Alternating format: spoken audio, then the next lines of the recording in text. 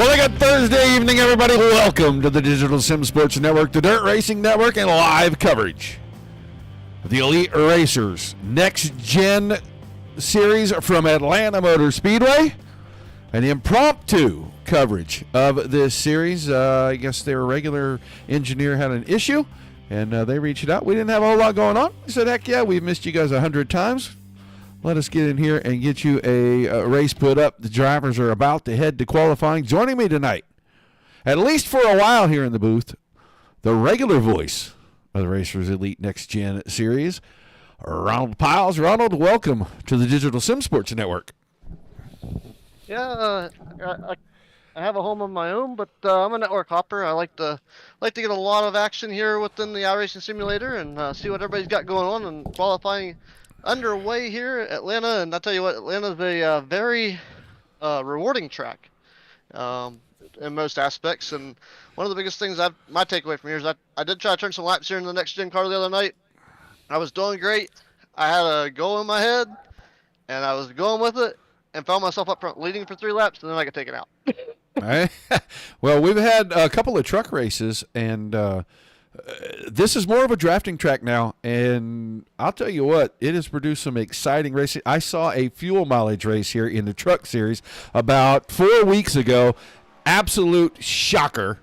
And the guy that won it, man, he did everything right. He ran it ran out of fuel coming around on the cool down lap back to the start finish line for his interview. So we've seen great races here.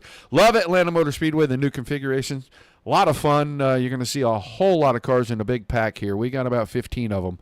But right now we are watching Diego Rodriguez on track for qualifying. He's currently your points leader, and I'm going to probably not put the points on screen. I intended to, but I don't think I will since we're into qualifying. But he is about 15 points ahead of Brandon Honeycutt.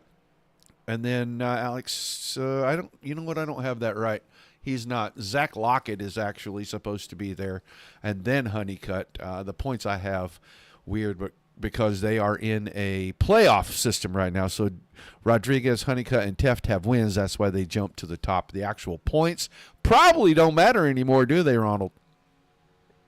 Well, it's kind of one of those deals where you got a couple drivers that won some races, and it's kind of gonna lock them into playoffs and get everything tied into that. But been quite interesting to see so far with different drivers visiting victory lane here, and I don't exactly remember 100% for sure. I wouldn't say we have a repeat winner yet this season. I have 2 wins for Rodriguez. That's all I can see in the playoff picture. Yeah, Rodriguez is good. Yeah. So, real quick, thanks to Racers Elite. Been over on Facebook and on YouTube already, saying thanks for filling in. No problem. Our pleasure. And my man, Bill Vinny. I am so happy to see you in the chat tonight, sir, and I still can't express to you how happy I am that everything worked out with your surgery a couple of weeks ago, dude. I hope you are getting better and feeling better every single day, my friend. 10 drivers have taken time already. Ronald, are we going to see those other 4 out here? Andrew, Ryan, Christopher, and Jesse? If I'd say anybody has a shot at Diego Rodriguez, it'd have to be maybe Zach Lockett. We time the Rocket every the Racers Elite Network for a reason, and Troy Thomas is usually pretty good. And Kirby Wainscott, obviously, really close there. You're looking at about 3/10 off on the time there for him to knock off Diego Rodriguez, or at least put a lap time up to match his. And Brandon Honeycutt's usually pretty good. He might come along later in the going as far as the race goes. It's going to come down to, I wouldn't even say tire management, since this track's gone to like almost a plate track, but the speeds here very phenomenal, especially in the draft, and losing the draft like Talladega or Daytona is going to be very, very key to this race as well. And I'm watching Andrew Teft. He rolled out onto the speedway to take his qualifying time, and he's on his first time lap. And current speed, he's carrying about 170 miles an hour through the center of the corner. He's picking it up as he exits. We'll see what his entry speed is down here in turn 3. It looks like it's probably going to be somewhere around 174, 175. He is going to go all the way to the top side, so he's banking on his second lap, I can guarantee you that. Trying to lighten the car with fuel just a little bit. 176 at the line when He started his second lap. Now we'll see what he can do here. He was 11th They quick. kept his, the head man in charge over here, Andrew, the guy that coordinates everything and brings us all together. And without his presence, we wouldn't be here tonight. He's been trying to get me to do one or another series in here since about the 1st of December, the last of November. And every time he reaches out, something's either going on in my personal life or I've already got shows lined up. I haven't been able to connect with him. But I promised him one of these days we would. It took until tonight for it to happen. He did not improve. He did improve his time, but he did not improve on the chart. We have another driver that just Alex Teft showed up just now. So Josh Freed, Jesse Fox, Christopher Pendle, and Ryan Coker are the only drivers that have not taken time. And I can't imagine that this session lasts very long.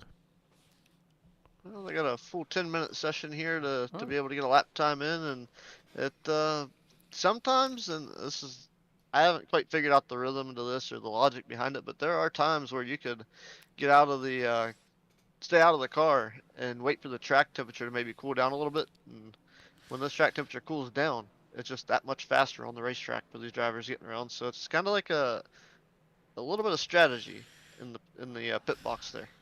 Right. And now Alex Teff does head out in the 43 machine. I'm happy for you, Bill. It's getting better every day, he said. So I'm very happy for you, Bill. Bill is a regular viewer. Ronald, he pretty much any night that we go live, which has been 6 nights a week for a while, he shows up. He's got a son that races on 2 or 3 other nights, and he comes and cheers him on. And then when Adam's not racing, he just comes and cheers to cheer. So, I think he's just a big race fan, former racer himself. Heck yeah, well, glad to have his experience in the chat, and glad to have his presence with us as well. He's waiting for me to he's waiting for me to get him his over-under prize for the Tuesday night league, and I keep having to fix the artwork to put on those thermal cups for my printer, and it's just been a delayed process. I promise, Bill, I'm getting them. We do some giveaways here at DSSN and DRN every once in a while, and our Tuesday night late model stock car series is a short track series, and we started an over-under deal. Pick a number that you think will have a caution count tonight, and it just started off kind of as a joke, and it kind of took off. We gave away some prizes, and then I thought we got reprimanded for it. What we got told was we need to rebrand it, not to remand it. And I took it away for about 6 weeks, and now I'm having to kind of make some things up. So, Alex Teft, second quick, and he only misses it by 0.02 of a second on his second lap. He and Kirby Wainscott just about the same, as down to the thousandths of a second there between those two. But right now, Rodriguez is still the quickest. We've had more drivers showing up. It looks like Richard, is it Odie or Ode in the 78 car there, Ronald?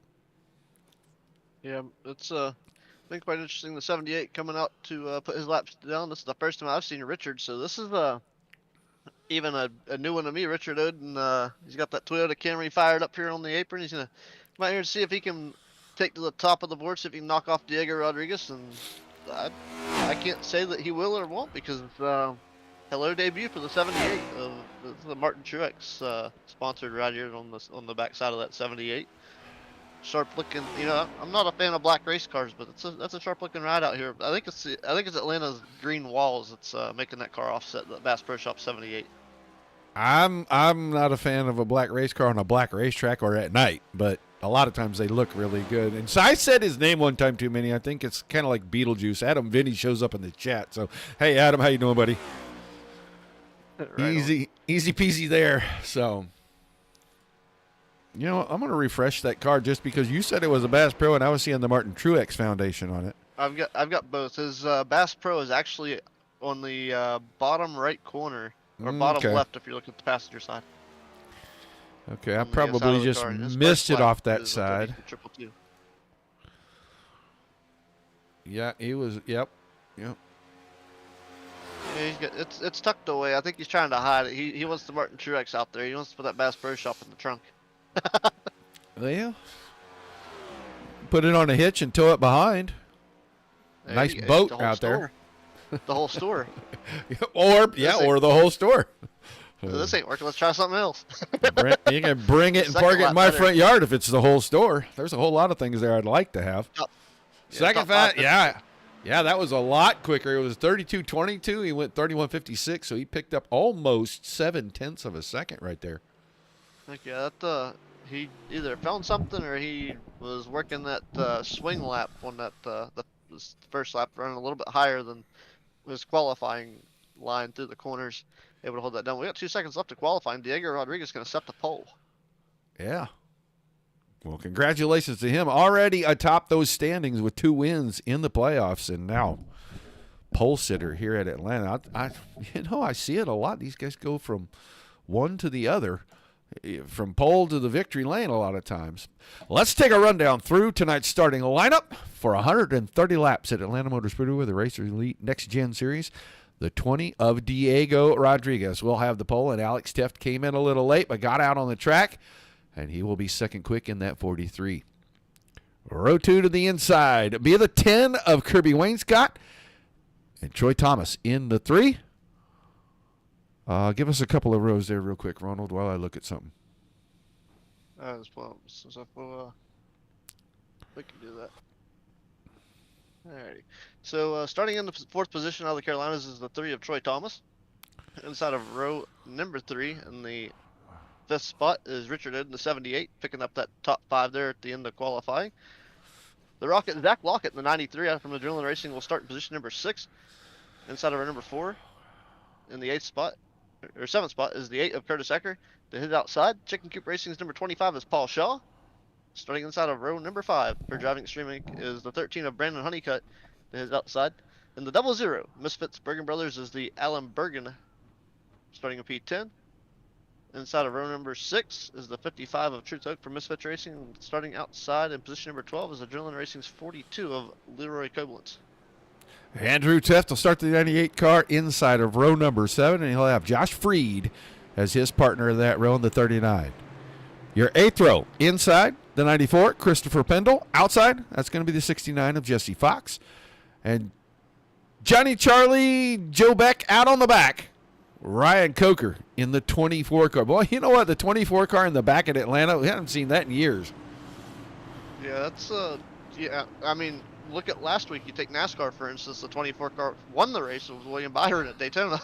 Back-to-back Daytona 500 champion with right, the exactly. best luck ever. I mean, honestly, that wreck could have collected him so easily. So yeah, he walked the dog on that one. He made the decisions. He said, "Watch this." He didn't say, "Hold my beer." He just said, "Here we go."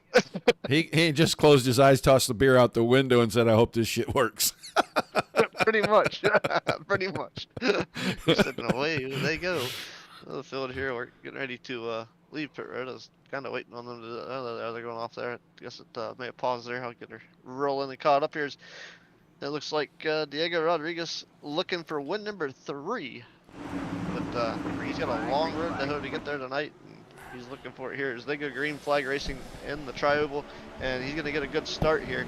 But don't look now. Alex Teft in the 43 is going to try to take that run to the high side. He's got company behind him. I believe going to be the 3. It's the pit boss 3 of Troy Thomas.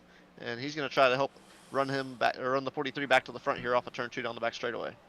10 closing in on the back of the 20, the 78. That's going to be a good 3 car. Making a 4 car as the 8 started to pull up and then drop back. I thought we were going to get a pretty good push getting down into turns 3 and 4. And you might see 3 cars on the inside line shoot out to the lead, and that didn't materialize. So now Alex Teft, with the help from behind of Thomas, is going to pull right alongside. We are going to see side-by-side racing probably throughout most of this unless we get green flag pit stops. And I love a green flag pit stop because it is an absolute game changer every single time. Top row is starting to roll. Yeah, top row, exactly where I was the other night. I was like 13th, and we rolled all the way to the front, and I didn't expect to be up there at all. I said my goal was to hang out, and I ended up front, and it got me in trouble. But, you know, that's official racing for you. This is league racing. These guys, a little more skill, a little more patience. They're, you know, they know they've got a lot of time here. 130 laps is a long way to go here at Atlanta. And I usually check the weather and see what's going on. We're going to take a pop up here, looking at wind gust, and it's not too terrible tonight. And we're we don't have that light fog issue going on. We had a broadcast last week that had fog, and it flagged a little bit there, and it kind of lifted for the race. But I still had to use the camera to see everything. Quite interesting, but Troy Thomas was looking for the race lead, and he found it down on the bottom side of the racetrack momentarily. But the Teft Alex version on the top shelf took it back to the lead, and they're going to battle back and forth here as they roll back into 1 and 2. Yeah. Soon as Thomas cleared the 20 car, he dropped inside about a lap and a half ago, and I thought he was going to shoot right out to the front. But the 93 back there of Zach Lockett pushed right up behind Teft, and he kept it a 2 wide. You can see they're 2 wide about 4 or 5 rows deep there, maybe make it 6. And I think we're going to see this pretty much all the way to pit stops as long as we don't have any issues. Yeah, some great racing here, usually always side by side, especially here at Atlanta. It's always a great side by side track. We had a little network issue there for the 94, and that's that Christopher Pendle. He's usually pretty decent. I believe he had to actually disconnect last week due to his network issues, as he was running it kind of about where he's at now, running up in the front of the pack. And another highlight for tonight, that 25 of Paul Shaw, I believe, is another debut driver here for this series. I don't remember seeing him yet this season. Well, he has got a bright car. We can't really miss it. Right there in the center of the screen right now. You guys look, they are still 2 wide all the way. It looks like we're doing pace laps at full speed right now. This is what we're going to see. The green flag pit stop may change it. I do see a car, 2 or 3 of them maybe, dancing around a little bit, buffeting in the air. But I think we're going to see side-by-side racing, and they're going to try to fight. Everybody probably wants to lead a lap, but they are just going to fight to get the clean air more than they're going to fight to try to pass each other, I think. Yeah, I was watching the bump there from Zach Lockett, and when you run in any kind of long super speedway track here on iRacing, or in general, even in real life, watching these guys like Daytona or Talladega along those lines, when they bump draft, you typically kind of want to do it as you're going down the straightaway. And I saw Lockett was kind of pushing the issue a little bit. I don't think the 43 was exactly straight with the wheel when he was getting those taps, and that's where they lost their momentum in their ground. That's why they lost about 4 or 5 spots, and they've kind of allowed Troy Thomas to sneak away for the time being. But like I said, long race, 130 laps. We've got 8 of them working on putting lap number 8 down right now, so they've got plenty of time to get back up there. So it's kind of maybe a little aggressive on the 93's part right now. Yeah, inside row, the front 4 got clear of all the 2 wide racing, and now they are single file until Ode pulls out. He is going to get in front of the 43 and see if maybe he can take that 78 machine and take it to the front on the outside. They need to get organized a little better, in my opinion, and they can probably do that. Right now, the 55 of Truth Hoke working his way past that 78 car. He's got the draft off of the 13 in front of him, and it'll be the top 5 that are single file and clear of the 2 wide shenanigans behind. Oh, I were watching that. I saw Zach Lockett kind of get left up there by himself with the 78 as the 43 of Alex stepped to tuck down. We got, I don't know if we're going to get a dangerous duo here or not, but Alex is right behind, or right in front of Andrew, so maybe the Tufts work together and put both of those cars up front. You couldn't have predicted that was going to happen, could you? I don't know, because I didn't see them really working together at Daytona at the beginning, so you never know what you're going to get, especially when it comes to racing, who's going to work with who. You could get a rival getting pushed by somebody that, a rivalry working together just to be dumped at the end. Well, I need to know, how is it that one Teft is in a Toyota, the other one's in a Ford? That sounds like you're breaking family ties right there to me. Well, not everybody agrees, and I'll put my personality out there on the line with everybody. It's when it comes down to manufacturer rail and racing and durability and long-lasting vehicles, you can buy whatever brand you want, but they're all made from the same sub-brand companies using different parts. It's all Delphi or Dorman. You get all those sub-brands in there. They all work the same, and all those parts are on these vehicles. Yep, they built brand loyalty 100 years ago, and people have kind of stuck to it because every one of them, like you said, got the same parts inside of them, so there's not a whole lot of difference between them, in my personal opinion. We are getting a little bit of a push here. Lockett has got Ode up there, almost the 2 of them pretty much by themselves, have made their way to the front now, and it looks like Ode is going to try to pull along out of turn 2 down the backstretch right up alongside of Thomas. And we're going to be back to 2 wide all the way through the field again. Yeah, 2 wide, pretty much all the way through the field, except for the last 2 drivers back there who are just kind of hanging on. And, you know, you get all these groups of cars together and everybody real tight and right up against each other. I like to call the 2 guys in the back there in the catbird seat. They're kind of watching what's going on, figuring out who they can get against later, and maybe who's going to help them push their way to the front. But, you know, they're going to have to find their way up there, and that's going to be the challenge, especially when they probably gonna have to work together. And as of right now, it doesn't look like they were working together very well back there, just kind of racing each other. Yeah, it looks like the inside line kind of got a little bit broken up, and the outside line now has taken over the point as Ode goes to the front. Lockett has moved himself to second. He's going to go high when Ode went low. He is going to stay there and see if he can surge that all the way into the lead and bring the 93 car to the front. Newcomer, I guess that's a newcomer. You said you hadn't seen him before. It's my first time here. They're all newcomers to me. 25 car right there. Shaw, he's shown 6th in the running order, but he's second on the outside line. Had he been able to get a little bit closer to the 93, I think they could have stayed right alongside your top 2. But right now, top 2 have broken free. Single file in front of the 2 wide. Behind them, you know, those 2 at the back, Fox and Coker, are still just kind of hanging out, and let's just see what happens up here. Maybe if there's an incident, they won't be in it, and that's really good for the end of the night. Not so much right now. We're barely 10% through this thing. Yeah, they're just kind of hanging out right now, and, you know, I can't blame Shaw or I think the other one was that mentioned earlier. That was Richard Ode. Ode has jumped right in, and he obviously seems to blend well with everybody. So I think it's the first, if I remember right, first time I've seen him. And Paul Shaw kind of taking it easy and mixing with everybody. He's kind of, I think he might have did some research and studied his statistics a little bit. He knows who's quick here and who's won races. Is the 93 of Lockett's always been fast, regardless. And being part of that Goat Locker sponsor, he's going to go to the outside there. He had to. Because Thomas got somehow off the line, moved to the middle. He's in the sucker hole right now. Everybody's taking evasive action to get around him because he is about 8 miles an hour slower than the rest of these cars right now. Well, you know, like it says on these cars, he got pushed out of line. He was about to become the pit boss. Shaw now making a bid for Lockett, making a bid for the lead on the inside. He jumped out of line quick. As soon as that inside opened up, he dropped right down there. He made the aggressive move there, and like I said, I thought he was pretty aggressive earlier, and that just goes to show the strategy he's got in mind tonight. That's going to be aggressive. He's pulling the cheerleader statistics out right there as he's working the bottom shelf, but he's going to prove that is the way to go right now. He's going to take the race lead, and Paul Shaw and Richard Ode are going to have to work together. As Ode's going to try to battle back on the high side as they work their way down the backstretch into turn 3. But Ode so far has the lead, and we'll see if Lockett's going to take it. As he does, they're rocking into 3. We'll see who has it at the line as they come off of turn 4.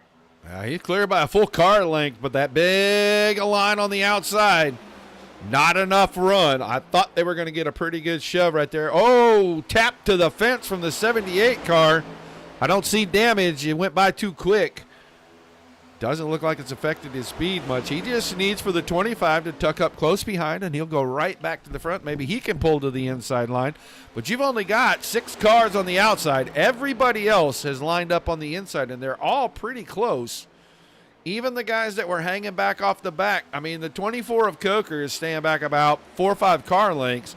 Everybody else, they're within a car length and a half of each other. That inside line should start to ease its way past that line of 6 on the top.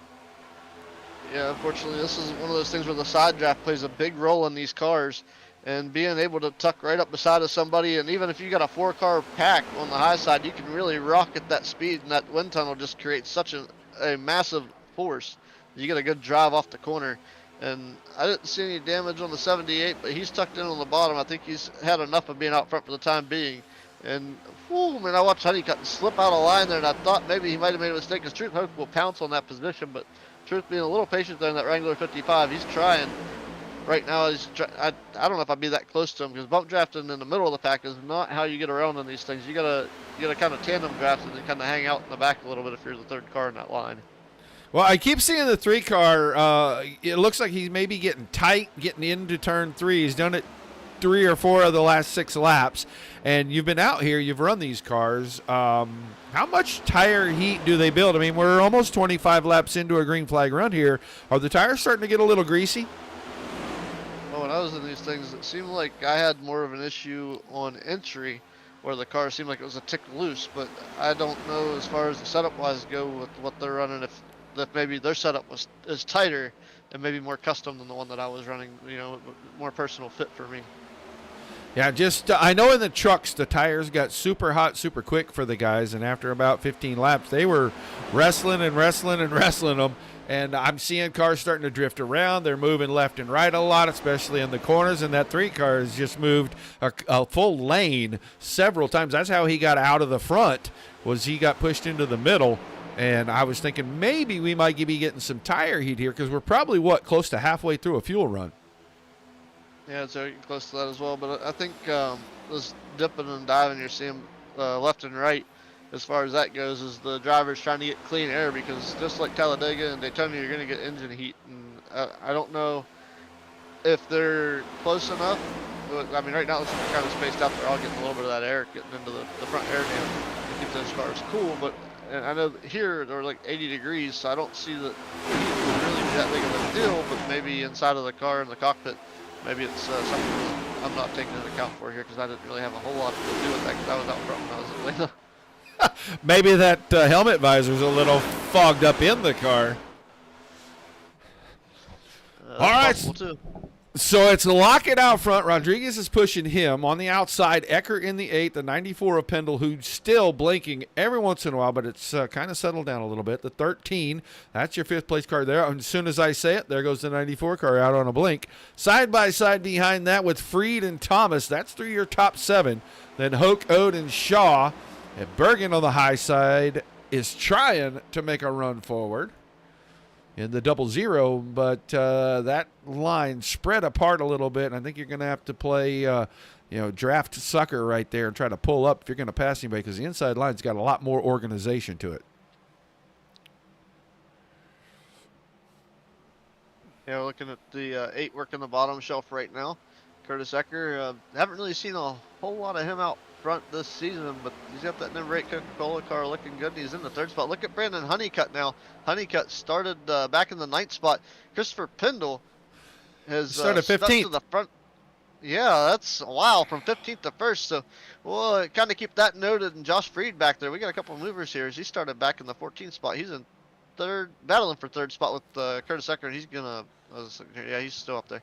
I saw some numbers flip as Zach Lockett, Truth Oak were doing battle over there, and it's everything kind of side by side here for the top 6, 7, 8 positions, and they're putting on one heck of a show here so far at Atlanta.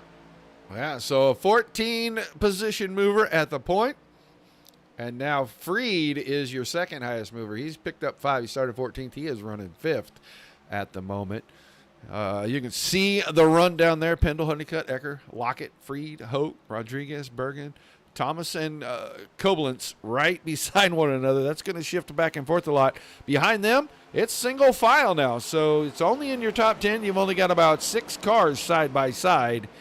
Everybody else has pretty much got her single filed out. I don't know. Are they going to short pit maybe and try to flip the script here? Is that why everybody's trying to force their way down to the bottom? They could be, or they're getting close on that fuel run, so now they're trying to find holes to get down there so they're not pinched off trying to get a pit road. It's a big thing, I know. Trying to get from race speed down to pit road always is quite an interesting ordeal. And we've had, always altercations of getting to pit road, and then after that you got to worry about making it into your box and being able to get there without having issues and not sliding through it or having to back up and cost yourself time on pit road as well. Yeah, last time out of 4, the 93 of Lockett really went wide. He and the 39 had a moment, but being able to roll off the throttle pretty quickly, 39 car was able to avoid catching that right. That would have been a right hook. That would have been a heck of an impact on the front stretch wall right there. Oh, there's goes one. 8 car into the outside wall. Hard contact for Ecker, and he had done so well, moved himself up to the front.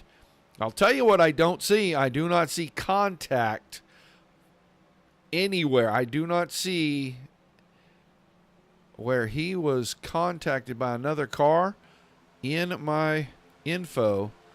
So we will not have that, but we may have a caution as he is just... Wonder if he just black screened and just absolutely missed the corner because of it. Well, he's all the way up against the top of the racetrack right now, so he's not... I don't know that he's trying to talk to race control to draw this caution. From what I'm seeing, he's at the top of turn 2 down the back straightaway now, top of the backstretch. He's trying not to stop the car.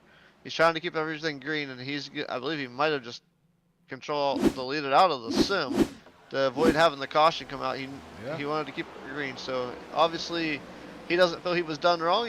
I'm going to go back and see what happened, but he said no, he just straight drove into the outside wall, so he may have straight up just lost connection, but he didn't fall out of the server. I don't have any listing. He straight closed, so he X'd out of the sim. So very courteous driver, Curtis Ecker, allowing the race to keep going. So something happened. Maybe his PC went out on him, but usually if that happens, iRacing would throw the yellow because they usually spin out, but that car was held against the outside wall. Yeah, it looked like when he hit the wall, it just kind of stuck to it, and he just kind of coasted to a stop down there down the backstretch. Well, I thought with the leaders coming out of turn 2, with him being at such a big disparity in speed, we'd for sure get a caution, but we didn't. They stay green, and I saw a little bump drafting down to the backstretch the last lap. I don't see it this time between Pendle and Honeycutt. Didn't give them much of an advantage anyway, but we're pretty much single file all the way back through the field now.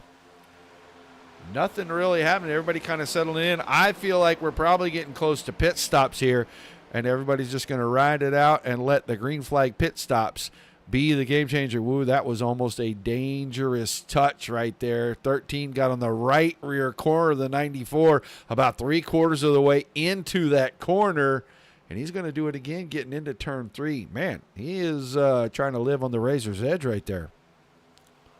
Yeah, I was looking here. Curtis Eckerd, I believe, is still in the race server. I don't know. That are reconnected. However, he does have a meatball flag, so he will have to at least get that served. As Ryan Coker is the first driver, the 24, to pit road. Yeah, looks like he got down to pit road speed. He may have been 1 or 2 over. Hopefully they didn't bust him for it. We'll see. He was the guy that was hanging out at the back, and he was staying about 5-6 car lengths back, just staying inside the draft bubble and trying to hang on. So we'll see. Somebody is bound to speed, miss their pit box, do something silly, spin out trying to get down the backstretch.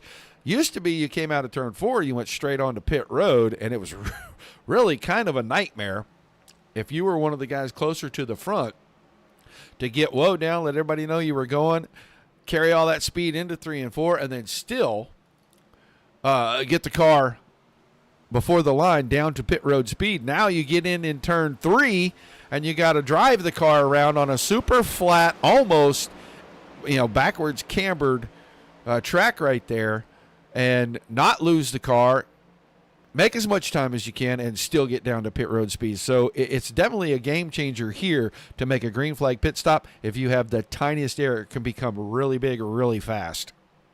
Most definitely. And Ryan Coker actually looked like he got an incident, and he ended up back in his pit box. So not sure exactly what happened. We'll have to see if we get something on that. But that was news there. So maybe he got loose. We stayed on him until he rolled away from his pit box, and then I went to see where the leader were in relation to him. I had no idea that something had happened to him until you said it. Yeah, something happened to Let's go back and look. 24. He is coming off a pit road right here. Goes past the cone. He just stopped and went back to his box. So did he speed? He did not. Wow. Weird. Well, we're going to get back to the front. Ford working lap number 41. Some of these guys probably thinking about pitting within the next 2 to 3 laps. But Pendle, Honeycutt, Lockett, Rodriguez. Oh, Coke. What do we got, guys, heading in? What do we got? Oh, yeah, we got a line of cars heading in. Heads on. Lockett's the first of them. Lockett is first. Oh, are we going to have contact? We almost had contact. 39 and the 00 almost had it. They're 3 wide headed down pit road for a second right there. Yeah, Freed was definitely close there as he swung all the way to the pit boxes to try to keep cars rolling here, not have to get on the binders and lose any track position, especially on pit road. That's a big one. All right, Rodriguez got the first pit stall, so let's watch his pit and see who passes him before we get out, if anybody, because this will be a 4-tire stop. I would think a 4-tire stop anyway. Yeah, he's definitely There goes Lockett. Car. Yeah, he rolled out. He's going to get passed by a couple here. He's going to get passed up by Koblenz and Freed both, and he'll fall in line there. He was the 4th off. He was 2nd on and 4th off. Ode, Shaw, Pendle, and Fox are on pit road as well. There's only 4 cars that stayed out. Yeah, there's a very, very dominant driver out front right now. Truth Hook, a staple to the league. He's always very fast and usually pretty consistent. You find him up front throughout the course of the race, and he's usually close at the end, but he believe not yet to get it done. So we'll see. Truth is really competitive driver and always a fun one to be around here with the Racers Elite Network as well. Well, Pendle, Ode, and Shaw rolled off pit road. They're going to get out in front of Lockett, who was one of the first. Now, he's got enough momentum. He'll get around the 25 of Shaw for sure. He's probably going to be falling in line behind the 78 and the 94, but I think he'll probably catch him because he will be in that draft bubble. Here comes Hoke, Teft, and Teft, 43 and the 98. We'll watch them. They're the last cars to pit. Wayne Scott stay out. He'll be the absolute last car to pit. Yeah, he's working on coming to pit road right now in that Racers Elite sponsored number 10 as he's working turn 4 onto pit road. And I didn't see anybody get any penalties this go around, so no speeding penalties so far. We'll have to see how the exit goes for these drivers that are straggling coming to the pits, and staying out there this long could play a big part in this, and we'll have to see how this plays out for him, because this is lap 46, so you're looking at lap 92 that they'll be back to pit road roughly if they go, if they extend it out to 46 again. So you're looking at probably about lap 89, we'll start seeing pit stops once again. Yeah, it looks like Brandon Honeycutt in the 13 is going to have the lead. He's going to have a pretty good little gap. He's got about 20 car lengths on the 3, and I told you Lockett was going to be able to catch the back of Pendle and Ode, and he sure did. Now those 3 will run down the 13.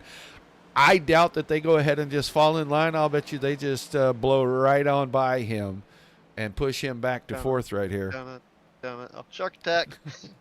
Actually, I'm wrong as wow. I'm wrong as ever. Why? Every time I think I know what somebody's going to do, they do the exact opposite.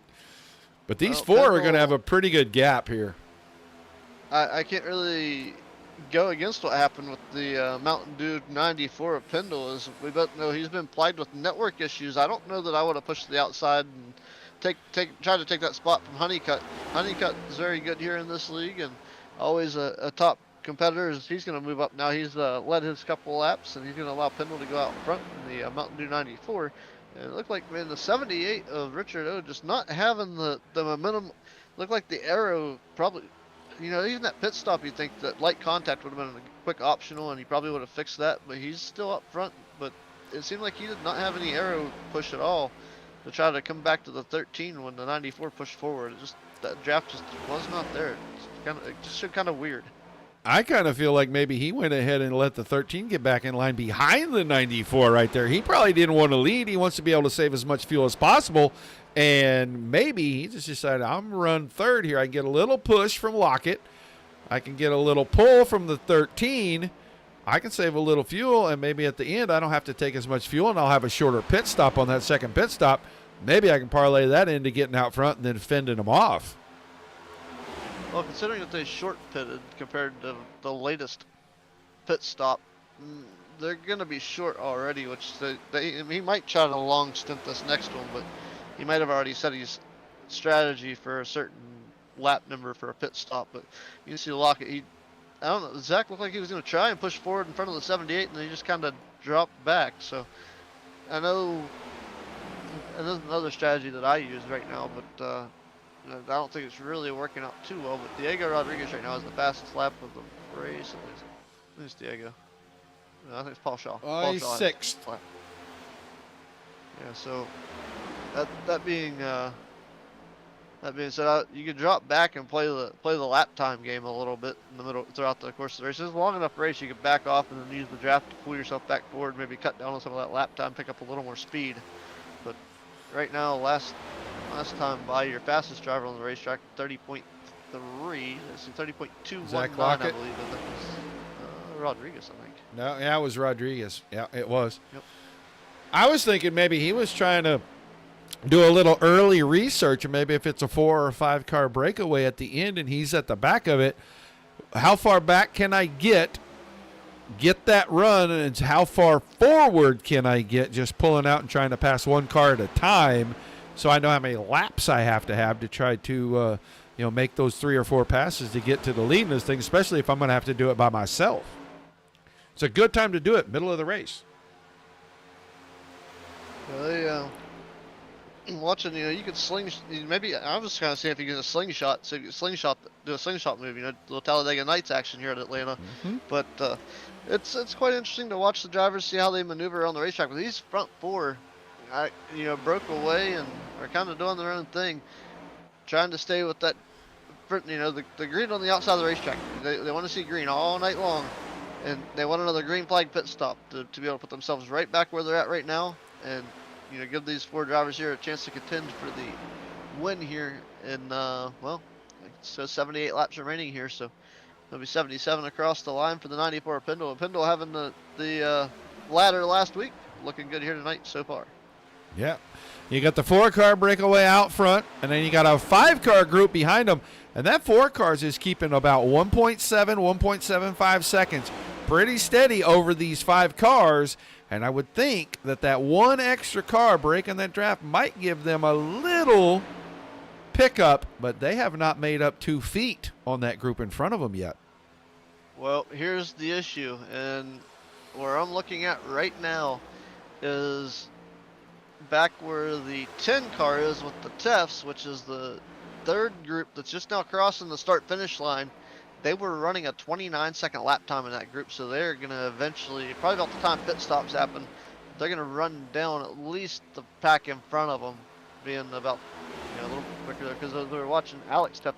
So they're switching who has the fastest lap, because last time by, Kirby Wainscott set the quickest lap of the race, and that last time by, as the most recent, is Alex Teft. 29.88. Yeah, super fast. It's going to change again right here. No?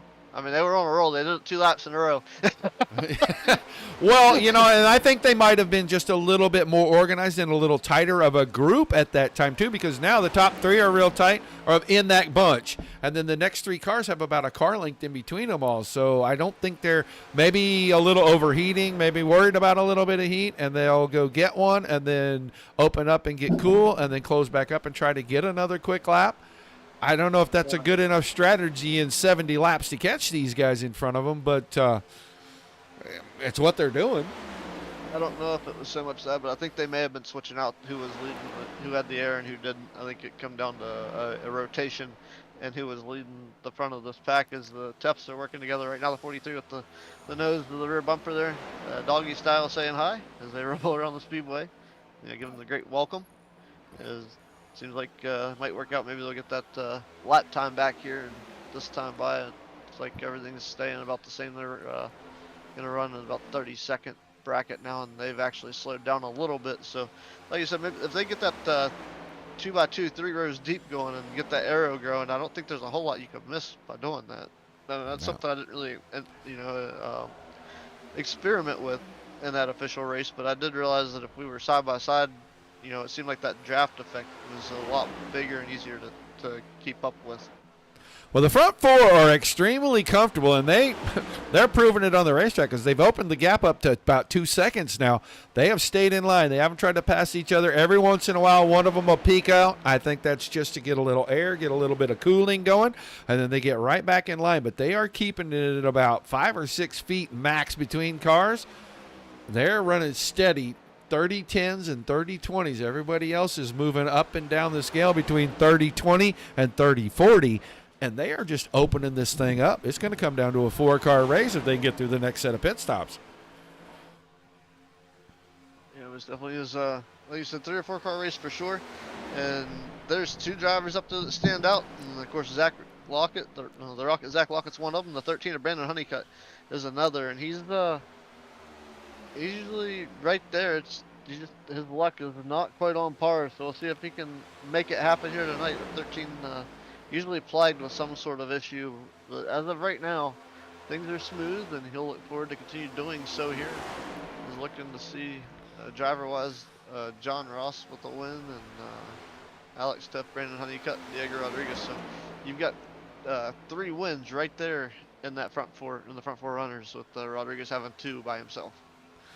Yeah, that group of 5 closed the gap about 2/10. They got real organized for a couple of laps right there, and they're getting really tight with each other now, and they are starting to shrink the gap here with, probably about 25 laps remaining in this fuel run. And they're doing what the front 4 are doing, and they're actually going faster. They ran teens the last couple of laps. This time it was in the 20s, and finally, 39, the 20, 25, the 42, and the 55 starting to really bunch up and get organized, and they're starting to creep in. They've got it down to about 1.6 seconds now. I was looking here, something to take note of. I was looking at the standings and the outlook here with I guess 3 regular season races remaining, but unfortunately for Kinsley Smith, he had to attend all the remaining regular season races to remain chase eligible, and unfortunately missing him again tonight. So he's missed 2 races of this regular season, and unfortunately going to make him ineligible for the chase. So just a little update on that. And Christopher Pendle's been here, so as long as he's hanging out and being able to stay with us, you know, he's attending will get him there. And I think maybe this win would lock him in. Uncertain of the chase form here. I have not experienced that with the Racers Elite Network, but glad to be part of the racing action here. You see these drivers, like you said, staying comfortable out front. 4-driver breakaway, and you got 5 drivers trying to run them down who are making headway and trying to make that happen. Diego Rodriguez set a new personal best for him last time by, but Alex Teff right now 29.884. is the fastest lap of this race thus far, and he's back in the 11th spot. So it doesn't matter where you're at, you can be faster at the Atlanta Motor Speedway. Yeah, and it just looks like these guys are content up front to just cruise, stay in line. Now they are getting the gap closed up a little more. It's down to 1.4 seconds. So that group behind them, those 5 cars behind, figured out we need to get super organized here. They did it, and they are reaping the benefits because they're running away from the group behind them, and they're closing in on the group in front of them. Maybe by the time we get to pit stops, it'll be a 9-car group that has to decide what lap to pit on, and the final green flag stop could decide this race. Yeah, it's kind of interesting when it comes down to those pit stops, what the determining factor may be. Is the determining factor going to be the race leaders at Pendle, or is it going to be Brandon Honeycutt who's going to break the ice and leave the 94 out on the racetrack by himself? Yeah. And So we saw what happens with the 13 when he got out by himself. He got swallowed up. Now they were nice and they got in behind, and then they shuffled him back 1 spot. But if you're out there by yourself, I think you are not going to enjoy that. As soon as 2 or 3 cars get a good line going and they run you down, you don't want to be that guy on lap 120 that gets swallowed up by the pack, because I don't think they're going to be that courteous. They're going to go ahead and pull out and go right on by. I don't know that they were just being courteous. The fact they were being as nice to the 13 of Honeycutt as much as I think that they realized they needed him and allowed him to slip in there, because if they didn't pick him up, this race would have got more dicier, and they'd have had about a 9-car pack battling for the race lead well before now. I believe you're probably correct about that as well. Now it's down to a second. That group behind is on the screen with him, and Freed is leading that bunch in front of Rodriguez and Shaw company, and they are reeling them in. They're going to have it under a second any time now. And once you get under, about 7/10 of a second, you pick up the draft from the car in front of you. They're going to close that gap super quick as soon as they get it down to that small gap. I'd say you definitely get picked up with, at least with, I usually say if you're within that second gap, 1.0 second gap of the cars in front of you, you can pick up the draft pretty easy. But you've got to make sure you stay on your stuff and right there with them, or it normally won't work out. So just one of those things to keep in mind. If you're not within that second of a gap, you're probably not going to get there unless you have some sort of help come up from behind you and allow them to make that connection and get to them. But yeah, like you said, they're coming quick, fast, in a hurry. But are they going to swallow them up, or is the draft going to mingle? As you can see, the 13 Honeycutt's pushing real hard now on the back of that 94. He's like, we got to go. There's more people coming. The drivers are getting hungry. It's time to go. We need to go so we can go get that get our thirst on and get that fuel and get back out here and continue to push this lead back out away from that group that's behind them. Yeah, I think we're about 15 to 18 laps away, and Lockett kind of has fallen back just a little, and then he'll run and close it right back up. But he is falling back when the 13's pushing the 94, and that may be slowing that line down because they are super close now. It is under a second, and I think they have that draft now. So you are going to see the 39 and everyone behind him, the 20, all that company. I think they're going to close this up. By the time we get to pit stops, it's going to be a 9-car line, just trying to figure out, is it lap 85, 86, 87, 88 that they are going to go in, and are they going to go into groups? Have they already worked that out? So that's definitely going to be the window. And as far as working it out, I think they're just going to run until they're about out of fuel, and that's when they're going to call it. They're going to pull the plug and go to pit road. Some of them's comfortability is a little bit bigger than others, and I think that's going to be the main difference in how they make these stops for pit road for the second round of stops here at Atlanta for tonight's race. And it's going to heat up here pretty quick. They're working their way back to them, and like you said, we got the working lap 50 or 72 with 58 remaining, so we're only about 14 laps roughly before the window opens. Does anybody come early? Is there a strategy that we're unaware of? What is the earliest you can pit without making a mistake on that pit stop choice? Because if you pit too early and this race goes into overtime, you could cut yourself short in that overtime when it comes around. Yeah, I agree with you 100%. And I'll tell you what, they've got it down to about, half a second now between Lockett and Freed. And they were almost a full tenth faster the last time around than the group in front. And now you can see Freed has it. Boy, he pulled away from the 20 real quick when he really got to the big opening in the draft. And they're there now. So this next 15 laps is going to be really interesting. 93 with a little bit of a block up the hill. That opens the door for Rodriguez, and he is going to try to go all the way to fourth by himself. It's just not going to work out for him, as I think the 93 and the 39 might have decided to work together real quick right there. Yeah, he was able to pull to him. That allowed the 39 Joshua Freed to take over the fastest lap of the race when he caught that draft to a 29.794, and that's going to be hard to beat unless what you just saw happen and what we witnessed happens again.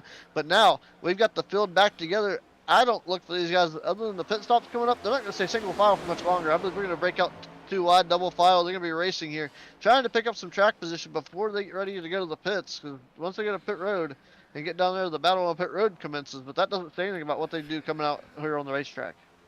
So we're about to get back to real racing. These guys want to get the passing. I don't know. I would be pretty content as if I'm the 39 to sit right there in the hole, Freed, not let Rodriguez get back around me. Wait till we get the pit stops. Hope somebody has a mistake and it's not me. Maybe I can pick up 2 or 3 spots on pit road, and then I'm a lot closer to the front where it's a lot more comfortable to race. I don't want to be too wide on old tires right here. No, but if I was the 55 Wrangler car or on the racetrack, I'd be where the 55 Wrangler car is, and that's the back of that pack, hanging onto that draft right now. It's very easy to lose the draft, don't get me wrong, but I want to be where he is with pit stops coming up, because if you come to pit road and you got a pack of 9 cars coming to pit road, if one of them jumps on the binders too hard and they happen to make contact, at least you have some sort of reaction time behind them. Agree with that completely. I think we're probably, about 12, maybe 14 laps maximum from being in that, we're almost out of fuel. We got a pit. That's going to put us about 50 laps short. We may see another pit stop. So it's going to be here in the next about 7 or 8 laps. They'll start. I believe in about 6 laps they'll start cycling for pit road. If not, it'll be about a 2-lap difference in what I'm guesstimating here. Oh, Adam said something that maybe the guys that are hanging in the draft are using a whole lot less fuel too, and maybe somebody like the 78, the 93, or somebody in behind that 39 car, the 55. Somebody in there saved a lot of fuel. They can run a handful of extra laps. They can get themselves in a window where that is their last stop. Yeah, and I don't think tire wear is going to be too big of an issue here. We saw a 4-tire stop on that first pit stop. They do have I believe it's 5 tire sets is what I saw before. And they do have one faster pair that they can use. So that's also something to keep in mind.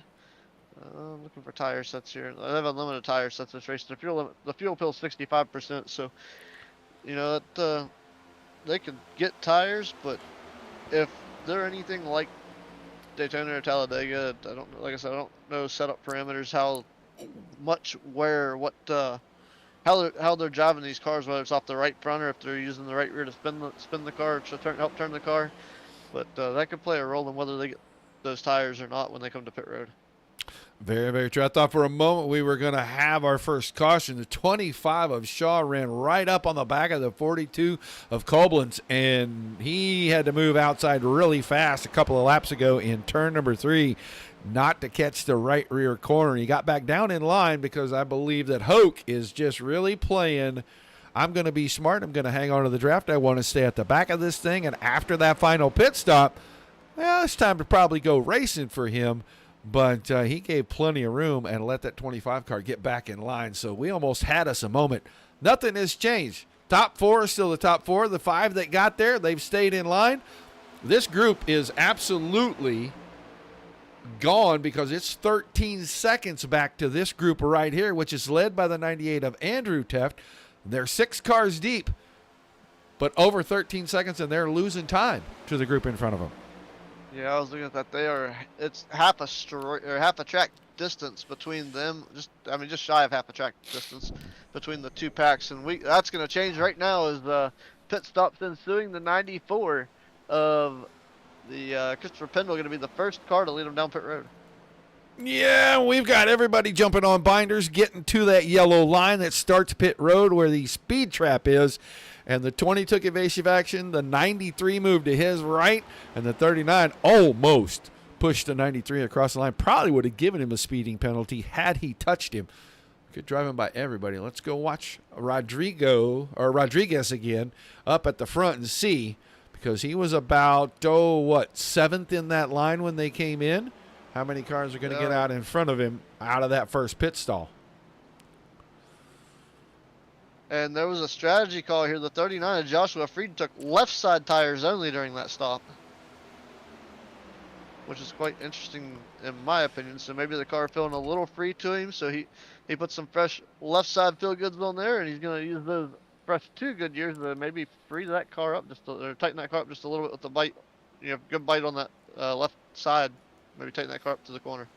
All right, so Truth Hoke, out of that front 9 cars, the only guy now that hasn't pitted because Honeycutt and Shaw both dove off the pit road this past time by, and he's 12-ish seconds ahead of Teft, and Wainscott, and those 3 streaked by the guys coming off pit road. Those guys had enough time to get on pit road and get back out and barely lost a lap to the second group. So we may have some takers right here. I'm staying on the 98 and the 43. They are headed to pit road. Wainscott did not come in. He's right on by those guys. So maybe 43 laps. He wanted a couple extra laps. Oh, there's a violation. I bet 43 car is going to get him a penalty. He ran over the cone out in the grass. Yeah, I'm not seeing anything yet, but it still could be there. I have never seen one where you get outside that cone and get your tires in the grass that you didn't get one, but I haven't done a NASCAR race in a very, very long time. So don't hold me to that. Double zeros on as well. I'm seeing a lot of this left side tire only strategy going on right now. It makes me wonder if maybe the stops before were right sides only. We saw some 4-tire stops. There's still some 4-tire stops going on, but we're seeing a lot of left sides going on. And I don't know if Andrew pit hold. Yeah, I think Alex got a hold. Yep. That's what it looks like. Here comes Hoke. He's in, just got to his box. He's getting left side onlys, it looks like. He's rolling away. That was a short pit stop. Fuel only for the 55. Now he got left side tires. I saw the left side of the car go up, so that was pretty fast, though. Somebody's pit crew's been in training. They've been practicing that left side pit stop a lot. Here Sure comes has. Wayne Scott finally as the leader here. Lap 89. Everybody else going back by. They'll all be back on the lead lap now. He was the only car left on the lead lap. Where is he going to shuffle back into this thing? He's got right side going on. Is he going to do a 4-tire stop? Boy, that would be a very interesting call with everybody else. He is. He's taking 4 tires. So he is going to lose a ton of track position. He's probably going to come out somewhere around 13th. Let's go back to the front of the field real quick because Honeycutt, Ode, Rodriguez, Freed, Goblins, now your top 5. All of the guys, Pendle and Group, well, they were the front 4. Now they're the back 4. Quite interesting there to see as Truth Oakers came down pit road, but another news factor here, Alan Bergen, I believe too fast on pit road, did receive a black flag, had to come back in and get that taken care of, so he's had to serve a penalty. As Brandon Honeycutt in the 13 looking for his first win of the season, and we'll see if he's got the fuel to do it as we are working lap 90 here through turns 3 and 4 with your lead pack. He's got company right now. Richard Ode has been up front most of this race. He's looking to stay there as he's currently in the runner-up spot. In the 39, and Joshua Freed has come from the 14th spot to work the 3rd position right now, so he's looking for a podium as well, but everybody wants to win, and we'll have to see who's going to be there at the end of this one as Brandon Honeycutt continues to lead down the back straightaway here. About 8 cars now in that lead group. It was 9 when they started peeling off for pits. But the 5 that had to run everybody down are now the 5 that are out in the front. And man, how fortunes change when you get to green flag pit stop. I said at the beginning, I love a green flag pit stop because all it takes is just a little hiccup. The air gun don't work right. It takes a little extra second to put fuel in. Something happens, you lose a lot of time. And when those guys are at 190 miles an hour on the racetrack, that is a lot of space. And it changed things. And I'll tell you what I don't see. Who fell out of that group? Who was at the back of that group when we went in that is not in that group now, Ronald? Believe.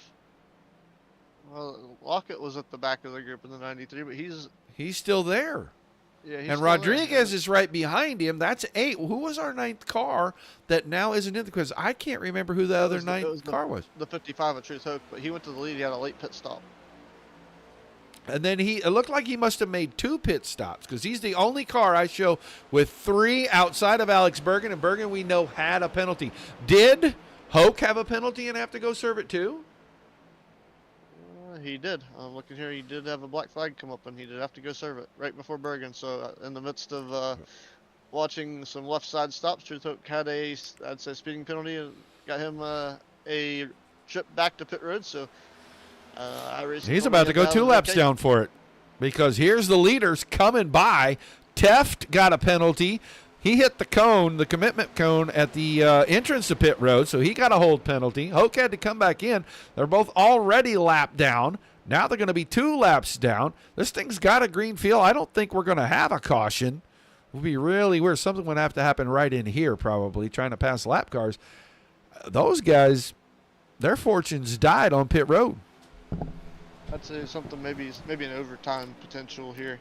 With lap 95 being worked here as they work their way off of turn number 4. Yeah, turn number 4.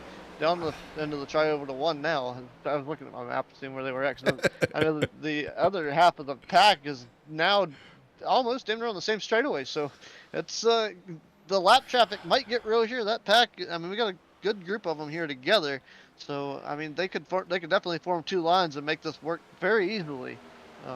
If they happen to run them down, but it's I'm not gonna say it's impossible. There's 35 laps to go, and being on the same straightaway at the speeds that they're running, potential difference that's gonna be interesting to see. But unfortunately, Alan Bergen having that penalty, his fun meter's been pegged. He's called it a night. He's taking that 00 to the garage, and they're gonna prep Load it up and try next week and get it loaded back up. Yep. I'll tell you, I saw something that I don't understand happened just a second ago. Well, a lap ago, about 30 seconds ago.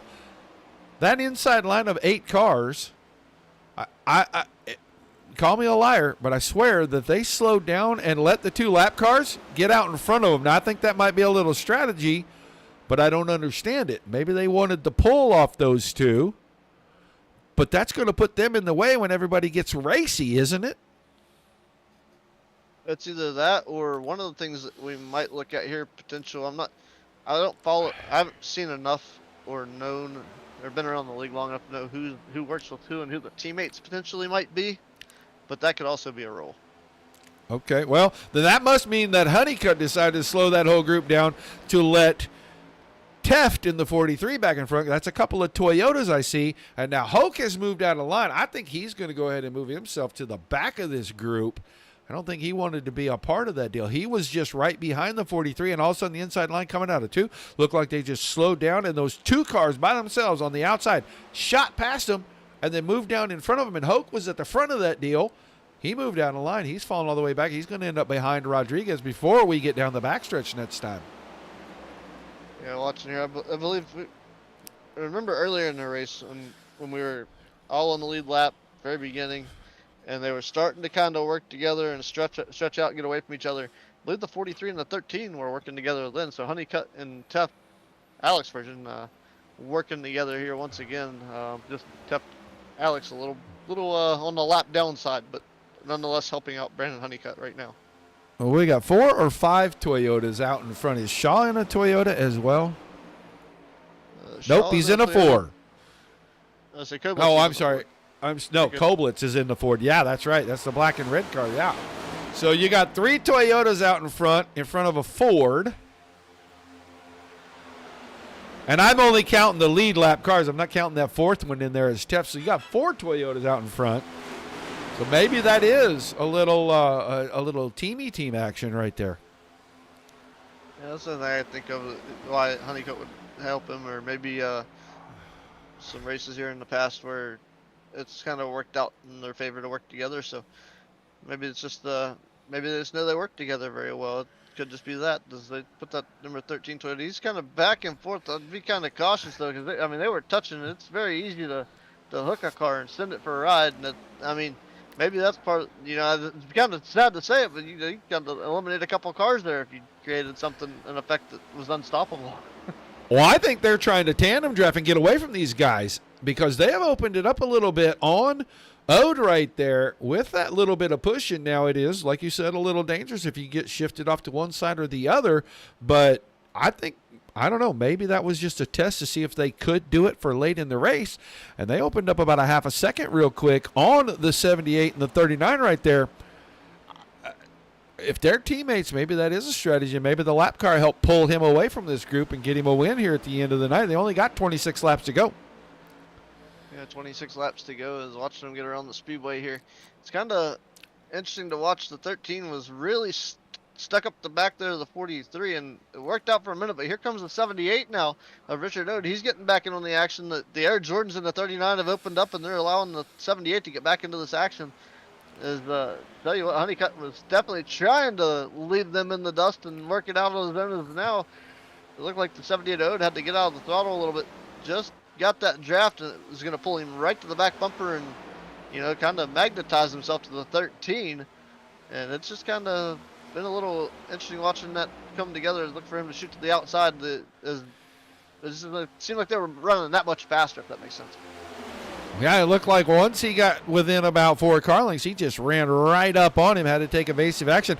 I think he's moving around a little bit now. If the 13 keeps trying to get up there close, it gets that car a little bit, shall we say, squirrely, and he'll move a little right or a little left. He moves too far to the right. 78 might try to stick his nose in there and see if he can't get up, maybe force the 43 to move to the high line with his helper.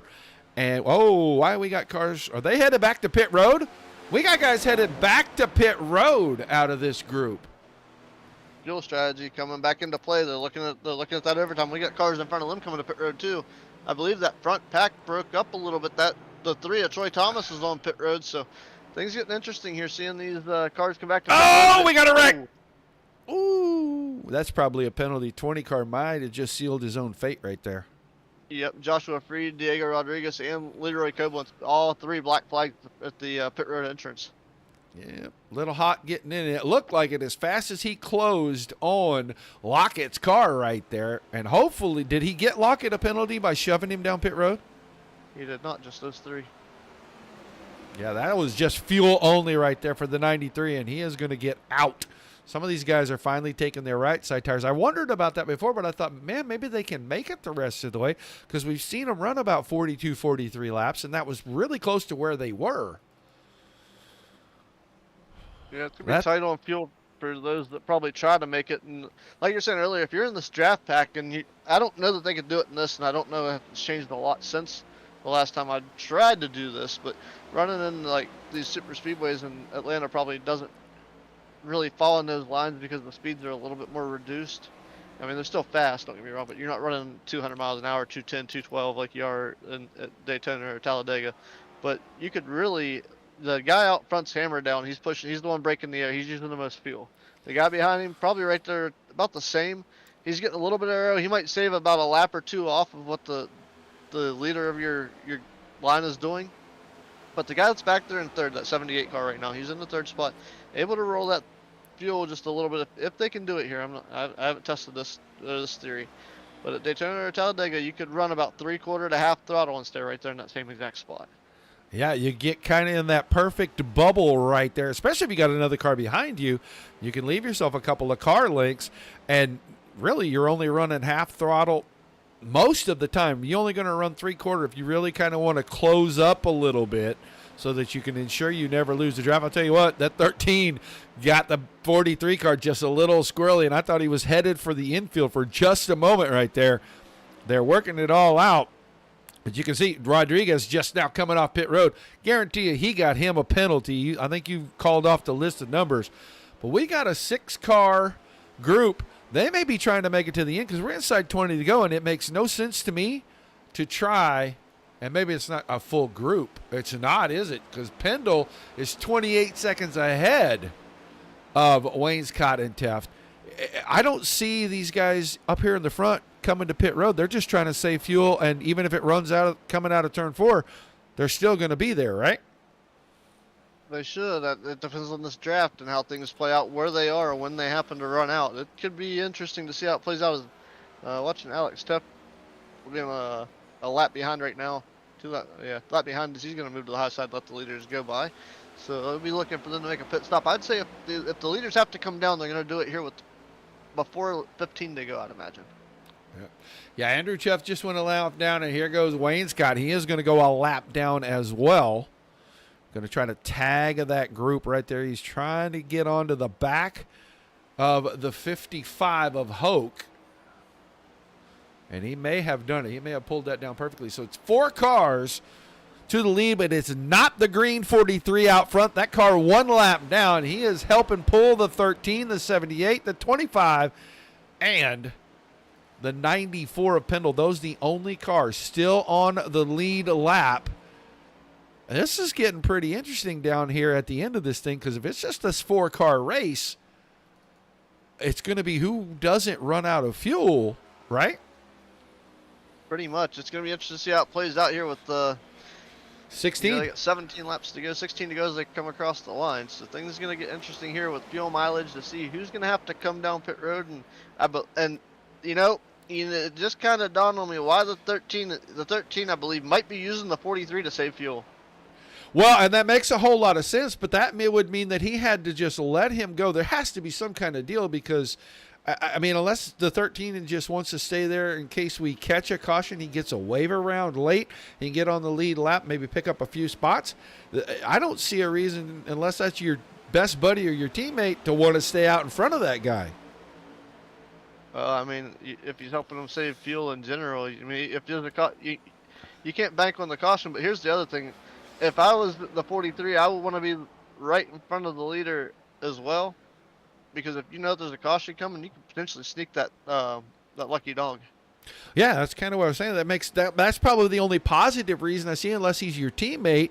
Otherwise, you're just helping somebody else win a race, and I don't want to be right there because now you kind of got a crosshair on you. Maybe with 3 or 4 to go, you get out of the way, but you're in kind of a precarious position right there. If these guys want to start racing here and we get to 10 to go, the guy behind you's got to go. He can't let a guy get to his high side because, they could get a push. Here we go. We're going to get another lap car. That's the 42 of Leroy Kublitz, and he is going to end up being about 3 laps down now. But yeah, that strategy, I mean, unless they're teammates, maybe the 13 decides just to let him go so he could save fuel, hoping they would stay in front of him. The 55 denied him having 2 cars in front. So we're going to find out here very soon how things are going to roll with this group for sure, especially with the way things are rolling right now. It's we're catching more traffic here. I believe 39 of Josh Freed. Oh, my. That was close. 43 with a very look at the break. Whoa. Oh, my goodness. We're down on the apron. We're everywhere. Things and now can they pull the 39 back up here and get a lap car between the 13 and the 78? I think you got a couple of guys on the high side right there that are trying to make a little bit of a run out of this thing. See if they can't get up here and steal a win, because you got a lap car in the front, the leader in the 13, and then a lap car behind him in the 39. Did they just put him in the rocking chair? Let's say Honeycutt is rocking chaired into the lead, and the 39 of Freed is right there. He's got the Air Jordan car ready to rock. But I tell you what, Freed is in the 12th spot. So the diversity going on right now at the front of the field is kind of crazy, because you've got Alex Teft in the 43, who's currently in the 8th spot. You've got the leader, and then you've got the 12th place car right behind him. So you've got a very diverse position battle here. It's not even battle for position. It's the leader is in protected. He's protected. He's coming up with Zach Lockett. Exactly. And now if you look, the 78 pulled out, took the 25 with him. Now they have fallen back.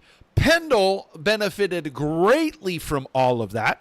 He's now up here in the 2nd spot. Uh-oh, here we go. Now they're coming around another lap car. Are we trying to put another Toyota in here? Oh, Lockett, here's your yellow. Lockett got turned off the nose of the 39 car. No caution. Oh, my. He saved it. Yes, he did. Right rear's got some damage on it, but woo, because that was in the lead pack, and with only 4 cars, 78 and 25 were probably the 2 cars that were in danger right there. Everybody else laps down, but man, I'll tell you what, that broke the 13 car free. Honeycutt tucked in behind the 43 car, and he's only got about 0.4 of a second, but we're inside 8 to go. Can Ode and Pendle lock them up? I think the 78 needs to drop back and pull the 25 up. Those 3 cars could go up there and take those 2 on pretty easily. Yeah, fortunately for Zach Lockett, only lost 2 spots from that. He went from 6th to 8th, I believe. Let me see. Lockett is 6th to 9th, sorry. So he lost a couple spots there. But, able to keep the hands behind it. Great driving, great work by the 93 to keep that car straight, keep this race green with 7 laps to go. So, it wasn't really quite a battle for position where that happened. It was just, and something I've noticed here recently is the spotter in iRacing. When he tells you you're clear, you're usually right up in the quarter panel. So if you got to give him 3 Mississippis to make sure you can actually take that spot. Whew. That just got a little bit of the blood pressure going right there as we're coming around to 6 to go. 13 still up front, but now 2nd and 3rd right back to his bumper as the 39 car got out of the way and let everybody go after that. He may have to slow his heart down just a little bit too, because he's the one that got into the back of the car of Lockett, the 93. Oh, 78 car headed for pit road. Ode is not going to make it on fuel. That is going to change things up at the front too, because now Honeycutt's coming as well. Oh, my goodness. Your leader is coming. Pendle is coming. That's going to put the 25 of Shaw, who's been sitting back there riding in 4th or 5th the whole time. Can he make 5 more circuits around here and get a win? That's going to be interesting to find out. And what we're going to find out here is he's going to tuck in behind the 43. One of the things that we've seen all day long here, or at least all throughout the last third of the race so far, everybody's been kind of following Alex Teft around and trying to save that fuel, and he's got Truth Hoke behind him, so he's out there by himself, and he's going to extend that lead. So I think he might have this figured out. He might be able to keep a certain pace and stay off the throttle. And if I had to make a guess right now, I'd say the 25 takes us to the checker. 31:44 last time by. We haven't seen him run laps that slow pretty much all race long, but he is really committed. I feel like he has to be committed, because if not, that is going to put, 6 cars battling for this. And I don't know. We're going to go back and try to take a look. But right now, Wainscott is second. He's on the outside right here trying to get a push. He's going to get back on the lead lap, it looks like. So We're going to see another fuel mileage race at Atlanta. Richard O got loose coming off a pit road, got it saved and corrected. We're going to stay green anyway. But back up front, Paul Shaw is still your race leader, and he's, I believe, still saving fuel, but he's got to watch. Never mind, the 25's got to come. Oh, no, not going to make it. That's going to change some things, because now Kirby Wainscott and Andrew Teft just got back on the lead lap. Guess where they're going? They're going 1 and 2. Not this time, but next time by. They'll be the leaders when we take the 2 to go signal, and they've already been to pit road. Well, here's the thing: the 25 is going to go to pit road. How much fuel does he need? If he makes the stop and takes just enough, he could come out and tag right with them. This might not be the end of this battle for the win, as we have 2 to go right now. But he's going to have to get up to speed before they get back. So we'll keep an eye on the 25. He's just now pulling into his pit stall. It's going to be interesting to see where he's at when this happens. And he's they're going to go right by him. now. Yep, they're Yeah, right they're by going him by. Wainscott to the lead. Wainscott and Teft 1-2. Honeycutt is 6 seconds back. These two got 2 more laps of fuel in the car. This thing's kind of over. They went 30.89 last lap. They are not in fuel conservation mode. I guarantee it. That's 2 seconds faster than Shaw was running right before he pitted. No, but it's a 4-car battle for the lead, I believe, right now. I think we're hooking up. Yeah, Pendle's right there too. Yep. Shaw, that's your top 6, and we're on the white flag lap right now. Ken Wainscott, hang on for about 3/4 of a lap right in front of Teft. Or is Teft going to get a push from the 42 car right here? Oh, into 3 and 4. He's able to keep it on the bottom. 98 moved up just a little. Going to see if he can get a little bit of a run off the quarter panel. Here he comes alongside at the line. Teft steals it. 3/100ths of a second. Wainscott was second. Honeycutt, Pendle, and Shaw.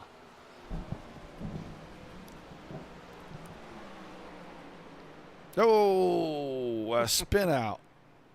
Yeah, Now, your he's normal protocol, how many guys do you usually interview? Just the winner? the top 3. Okay. I like for him to bring the car around on the front stretch, but I don't think we're going to get that. No, they usually, top 3 usually go, but I think Kirby is a little disappointed. But, when you're that close, I and don't a blame little him. bit of racing comes down to it. That's usually, you get that drop, you get that disappointing feeling. But man, a good second place finish for him is not you just take it as it goes. Yeah. That's good. The 13th car, who led a majority of that last third of the race, had to pit. He ended up coming back and picking up a 3rd place finish out of that deal. Yeah, it's a great run for him, and we'll have to see how the next few weeks come up. I got to step out and head to my next venture and a venue going on tonight. But it's been fun being here in the booth with you, Roger. And hopefully it's not far and few in between, but it's been fun, and we can chat later for sure. All right, man. I appreciate it. Good luck with your second show there, and hopefully we'll get to work together again real soon. Yes, sir. Been a blast. Thank you, Ronald. Thank you. All right, guys, we're going to get ready to talk to our top 3. I hope they all come in. I'm trying to look down through here. I know Andrew Teft is down there. Kirby is down there. Let's see. Brandon Honeycutt is hanging around somewhere. Let's see. That is one that I don't see. So I'm going to have to try to move these guys, and that's going to be fun. Let me see if I can move. I can move me. Ha ha. So that is going to be fun. So we're going to get Andrew, Kirby. I don't see Brian Honeycutt yet. That's the problem. I'm going to just move these. I want to talk to him. Maybe we don't get to talk. Maybe we got to talk to Kirby. And we'll get Kirby in here. If Honeycutt comes along, we'll talk to him too. But right now, let's grab the driver of the 10 car, finishes in second. Kirby, I know you're disappointed, my man. Tell me what you saw there going into turn 3 and coming out of turn 4. Yeah, I mean, we had the right strategy. I wasn't sure. Andrew said he was pretty close on fuel, so he was gonna tuck in behind me, and I had a feeling he was gonna make one little last ditch effort, and I was gonna go up and pull a Stenhouse Logano block on him, but I figured, hey, we're teammates. We're running. I would rather finish 1-2 than something that crazy happened and we were wreck each other coming to the line. Then be first going into turn 3, fifth coming out of it, and upside down in the infield, right? Yeah, I'm. It's kind of nice finishing second with the car intact and my body still intact. Right, right. Well, there towards the end, and we actually up here in the booth, we were talking about maybe that the guys up front were all going to be able to make it. Then they start peeling off right after they pass you guys to put your lap down, peeling off, peeling off, peeling off. One car staying out. Were you guys thinking, oh my God, did somebody get just enough fuel to make this thing? Were you starting to get a little worried that your strategy might not fall into your lap? I was pretty confident we were going to be the only ones to make it because the first pit stop, I was the last. I stayed out the longest. The second one, I stayed out the longest. And then when I came out that second time, I had to save at least a lap or two. So I knew everybody else that pitted in front of me was going to be really, really tight. I didn't think they'd be able to back it down enough to make it. Now, once it got to like 5 or 6 to go, I'm like, okay, maybe somebody did something. But I was pretty confident we were going to be able to make it. The only one, we just had to, we kind of slowed down there and let the leaders catch us, honestly, because we wanted to get in the back of that draft and save some more fuel. So everything panned out pretty good. All right, well, an awesome run. Some shout-outs and some thank yous before we let you get out of here tonight. I just want to thank everybody in this league. This is an amazing league. It's so much fun racing with these guys every week. Heck, I mean, we almost talk and race with each other as much as we see our families half the time. So, and just want to give a shout out to you guys. I always enjoy going back and watching the broadcast, and I can't wait to get off here, eat some food, and watch the broadcast back. All right, man. Well, congrats on a great run. Tough luck at the very end there. Hopefully, I'll get to come back and do another one of these pretty soon. Heck yeah, we'd love to have you. Thank you. All right. That is Kirby Wayne Scott. He finishes in second. Now let's move on and talk to the guy. I don't know how he did it. He snuck this one out at the very end. I think he just kind of snookered his teammate right there. But Andrew Teft, last quarter, last lap. You were already a lap down with like 3 or 4 to go. You still come home with the win, my man. Did you just soul under a lucky star tonight? Yeah, we just tried to race our race. Kirby and I and the rest of the team at first had a couple guys that ran into penalties and lost part of our group. But Kirby and I just stayed committed to conserving, and even though we went a lap down there, it was kind of for the better because we had some draft. It was kind of tough to save when it was just the two of us out there, and yeah, came down super close there. Got to thank him for running me clean, and yeah, I just kind of knew I had to get to his outside to kind of pull him back coming to the line, and he threw a pretty good block, but I was able to kind of squeeze up there, and thought he was going to take the tri-oval a little sharper, a little lower, kind of doored each other, but yeah, just super fun race. Well, I asked him, and I'll ask you too. You guys are about 3-4 to go. You start seeing cars peeling off that were in front of you. They just passed you to put you a lap down. Any concerns that one of these guys maybe had just enough fuel to make it to the end, especially the 25 car? Yeah, that's our teammate. So we were asking if he could make it. That would have been pretty cool. It would have been his first win with us, but I think he was a lap short, so he had to come in there. We were going to see if he wanted to work with us. Maybe we could make up that extra lap for him if he worked with us after those other guys pitted. But and we knew that they were going to have to come in too, so we were trying to conserve a little extra for when we had to be out on our own there at the end, and worked out about perfect because I sputtered right across the line. Well, I thought you guys were about to give us our second Atlanta fuel mileage race. We did one about 4 weeks ago with the truck series, and the guy stayed out for 46 straight laps. and he had the whole field down a full lap with 5 to go. And he ended up winning, and only 4 cars got back on the lead lap. And I thought, man, you know what? Digital Sim Sports Network and Atlanta, we bring good racing here. I know it's mostly the drivers, but you guys put on an exciting show. You went flag to flag. Yeah, we were talking about it before. I was like, I feel like the last one we did here went totally green, so we didn't want to lay around too much, and it did. Well, an awesome run, man. Some shout-outs and some thank yous before we let you go celebrate a big win here at Atlanta. I know that helps you out in the playoff picture. Yeah, want to thank you for helping us out tonight with the coverage gap. Really appreciate jumping in last second and taking care of everything. Want to thank my team, my family, my friends, everybody that tunes in to watch, shows up to race, our servicemen and women. And if anybody's interested in checking us out, just head on over to racerselite.com. You can find all the info there. Standing schedules, Discord invites, the whole 9 yards. All right, man. Well, don't forget to grab the link, especially over on YouTube, and share it to the rest of your drivers, man. And I kind of feel like we had to kind of jump in because we've been trying to connect for, 3 months now? And I'm either busy personally or busy on here, and we just haven't been able to get you guys a show. And I don't know, maybe we might have to try to make some time to do some more of these because that was a pretty darn good race. Yeah, thank you. I'm glad we finally worked one out. It's always fun getting to showcase our stuff in front of a different audience. So, yeah, come on over, check us out. We've got racing almost every night sometimes. So we've got our regular league stuff and single events, but we run practice stuff all the time. There's always something going on. So if you like racing, come on over. All right, my man, I'll get with you through some chat here in a little while. And congrats on the win. Awesome job. Great strategy there at the end.